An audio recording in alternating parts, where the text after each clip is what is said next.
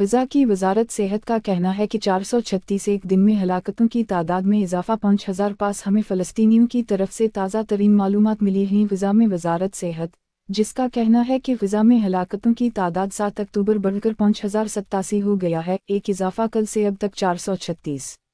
उनमें 2055 बच्चे, 1119 ख़वातीन शामिल हैं और 217 मुअम्मर अफराद, वो कहते हैं। इससे ज़्यादा 15,273 अफराद ज़ख्मी हुए हैं। याद दहानी के तौर पर वज़ारत सेहत दीगर की तरह ग़िज़ा की पिटी में सरकारी एजेंसियां हमास के ज़ेर कंट्रोल। जैसा कि हमने अभी इत्तला दी है, फ़लस्तीनी हुक्काम हमास के ज़ेर इंतज़ाम। वज़ारत सेहत का कहना है कि इससे कहीं ज़्यादा ग़िज़ा में अब तक 430 अफराद हलाक हो चुके हैं। कल सुबह इसराइल ने अपने मीज़ाइल हमले जारी रखे और कल और रात भर बम धमाके।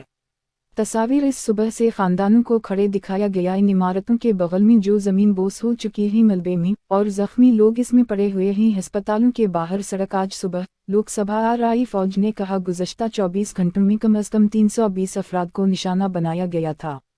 अहदाफ जिनमें हमास के लिए एक सुरंग भी शामिल है, जंगजू और तलाशी की चौकियां। IDF का कहना है कि वो बैन-अल-अक़वामी क़वानीन की पैरवी करता है और शहरियों को कम करने के लिए काबिल अमल एहतियाती तदाबीर इख्तियार करते हैं। नुकसान इसराइल का हमास के 37 अरकान को गिरफ्तार करने का ऐलान। रातों रात मग़रिबी किनारे में ग़िज़ा से भी दूर इसराइली दिफा फोर्सेस का कहना है कि इन्होंने तकरीबन 800 अफराद को गिरफ्तार किया है। मग़रिबी किनारे में फ़लस्तीनियों को मतलूब, जिनमें हमास से वाबस्ता 500 से ज़ायद अफराद भी शामिल हैं।